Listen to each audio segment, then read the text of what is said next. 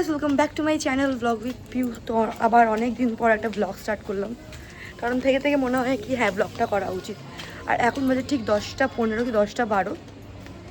দিদি বললো একটু বাইরে আয়, তার কারণ হচ্ছে কি ওর মেয়েকে নিয়ে আসছে আমাদের বাড়িতে, কারণ আমার শাশুড়ি এসছে। আর মা বললো কিরে মাম্পি আমি এসছি, তুই দেখা করলি না? তো মা দিদি বলছে তাহলে আসছি। আমাকে বললো তুই একটু বাইরে আয়, কারণ বাবুকে নিয়ে যাচ্ছি একা, আমি যেতে পারবো না। তো আমি এলাম। আর হ্যাঁ, সোমনাথ গেছিলো শনিবার তারকেশ্বর, আজকে সোমবার, আজকে আসবে। রাতই হবে, অনেক ভিড় হয় যেহেতু ট্রেনটা। আর আমিও গেছিলাম, বারণ করা সত্ত্বেও গেছিলাম আরামেই, এসছিও আরামে, কারণ তাড়াতাড়ি আমি গেছি, সোমনাথের সঙ্গে দেখা করেছি, খিচুড়ি খেয়েছি আর রিটার্ন করেছি সঙ্গে। কিন্তু রাস্তায় আজকে এতটা জ্যাম ছিল।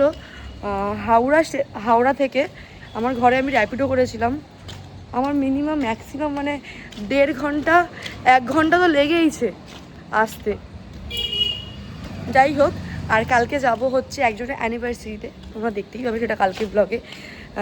আজ আমি চেষ্টা করবো কি এই ব্লগটাকে আমি শেষ করে কালকে পোস্ট করতে, ঠিক আছে? বেরিয়ে তো এলাম, আমার দিদি আমাকে ডেকেও নিল, কিন্তু ও কোথায় আমি দেখতে পাচ্ছি না। আর একটা কথা আমি বলছি, দাঁড়াও। ও আমার দিদি আসছে, মায়েরা আসছে, দেখা যাচ্ছে দূর থেকে। একটা কথা, আমার দিদি তো খুব সুন্দর রোগা হয়ে গেছে, আমার দিদিকে খুবই সুন্দর লাগছে। কিন্তু আমি যতবার ভাবি কি ঠিক আছে আমি একটু খাওয়ার মানে কমাবো বা কিছু, যখনই আমি খাওয়ার কমাবো তখনই প্রায় আমরা ঘুরতে যাই। আমি আর সোমনাথ প্রায় দিনই বেরাই, এইটা ওইটা খাই, হয় না। আর যদি আমি না খাই, সোমনাথ বলবো আজকে খেয়ে নে কিছু হবে না, আজকে খেয়ে নে কিছু হবে না। আমার শাশুড়ি এসছে, ভাবলাম খাওয়া কমাবো, আমার শাশুড়ি বলছে না মা তুই খা, তুই না খেলে আমি খাবো না, আমি বাড়ি চলে যাই, তারপর তুই খাওয়া কমা। এই করে আমাকে রোগা হতে কেউ দিচ্ছে না, আমি ভীষণ দুঃখিত। আমি চাইছি, আর ওপর দিয়ে না আমি খেতে ভালোবাসি, আমার শাশুড়ি জানে কি আমি খেতে ভালোবাসি, তাই আমার শাশুড়ির একটাই কথা কি তুই খেতে ভালোবাসিস তুই খা, তোকে এমন কিছু খারাপ লাগে না। কিন্তু আমি নিজেকে বুঝি কি আমাকে খুবই বাজে লাগে, খুবই দেখতে বাজে লাগে, আমি বুঝি। কোনো ড্রেস পরলে মানায় না, আমার দিদিকে এখন এতটা সুন্দর লাগে মানে বলে আমি বলতে পারবো না।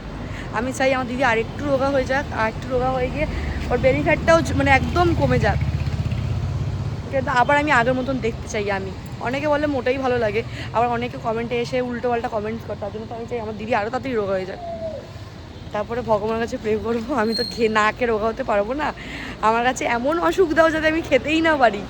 লোক বলে খাবারে নজর লাগে, ভাই আমার খাবারে কেউ নজরই দেয় না, আমি এত গোগাতে গিলি, তারপরেও আমি রোগা হই না, আমি কেন জানি না। আর কথা বলতে বলতে দিদি আসছে, হয়তো দেখা যাচ্ছে অনেক দূর, সেই আসছে। আর আমি কোথায় থাকি বলছি, আমরা থাকি এইখানটায় মানে এই গলিতে, আর আমার দিদি থাকে ওই যে পেছনটা দেখতে পাচ্ছি, ওই যে লাইটটা জ্বলছে ওইখানটা আমার দিদি থাকে। একে কি করতে নিয়ে এসেছিস? একে কি করতে নিয়ে, আমি তো একে ডাকিনি, আমি তো এই পুচকুকে দেখেছি না, অনেক দিন দেখা হয়নি। আর তোকে ডেকেছি, তুই ওকে ডেকেছিস কেন? আরে ব্যাগ নিয়ে এসছে, তার কারণে আমার জন্য কিছু আনেনি, কালকে যে যাবে একটা খুলে মামার দুধের পাউডার আর দুধের বোতলটা সাথে ক্যারি করি। তুই বলি আমি জামা প্যান্ট এনেছি, তোকে দেখাবো পরে জামা প্যান্টটাও এনেছি, জামাই এনেছি, প্যান্ট কই? মানে ওই জামা দেখাবো, আমি বলছি আমি এটা এনে দিয়েছিলাম, ওইটাই পরি না। ওই গ্রিন ব্লুটা বলছে ওইটা আমার ওটা ভালো লাগে। না তুই বল তাহলে, তুমি যেদিনকে যাবে আমার সঙ্গে বেরাবে তখন আমি ওটা পরে যাবো, একদিন ওটা পরে তোরা দুজন লর্ডস অফ ড্রিঙ্কে চলে যায়। কিন্তু আমার মনে হয় না কালকে এতে তোর ওটা পরলে ভালো লাগবে, মানে ভালো লাগবে। পরে লর্ডস অফ ড্রিঙ্কে গেছি তো, আমি এত যাই ওগু, তাহলে আর ওটা পরে যাস না তুই। ও বড় বলছি আমি তো আমার বাড়ির জন্য সাজি, বলো তো তোমার বডি তো কালকে যাবে না। হ্যাঁ ও যাবে না, তাহলে আমি আর দিদি যাব। সোমনাথ তো বললো আমি তারকেশ্বর থেকে আসবো, আমার খুব কষ্ট হচ্ছে, আমি আর কালকে যাবো না, তুই আর তোর দিদি ঘুরে আমি গিফট কিনে দেবো। অবভিয়াসলি ওকে তো গিফট কিনে দিতেই হবে, তাই না? বুগু বুগু বুগু বুগু। অনেক বাচ্চাকে দেখেছি, দ্বিতীয় বাচ্চা যারা হয় তারা ছোটোবেলায় কিন্তু দেখতে বড়টার মতোই দেখতে লাগে দ্বিতীয় বাচ্চাটাকে, কিন্তু তোর মেয়েকে কিন্তু মায়ের মতন দেখতে না, তোর মেয়ে ছোট বড় মেয়ে এরকম ছিল না। এটা আমার ছোনা বাচ্চা, এটা আমার চুটকি, আর এটা পাগল। তোমার শাশুড়ির মতো দেখতে তোমার ছোট মেয়ে না সেটা জানি না, কিন্তু আমার নেল করতেছে স্নেহা, ও বলছিল এটা কিন্তু ঘুম পেয়েছে জানিস দি। আর তুই কি জানিস আমি কদিন পর ব্লগ বানাচ্ছি, পাক্কা 1.5 মাস 2 মাস পর। তুই জানিস এই ব্লগটাকে আমি চ্যালেঞ্জ করছি, কালকে ছাড়বই। হাসতেছিস কেন? মনে আছে দিদি এখানটা দাঁড়িয়ে একটা ভিডিও বানিয়েছিলাম আমি আর তুই, মনে আছে? I am a mummy. না এইখানে। আরে হ্যাঁ, ও আচ্ছা আচ্ছা আচ্ছা। আমি দুজনে গান গেয়ে আসছে, আমি মা আমার মেয়ে সাথে এরকম করে আসছে। এই তেরি, এই এবার কিন্তু তুই বানাতেই পারিস রিলটা। বানাবো তো। হ্যাঁ, নালে আমি আর তুই হব, যদি কমেডি করতে আসে তাহলে আমি হব মমি আর তুই হবি আমার মেয়ে। করবি?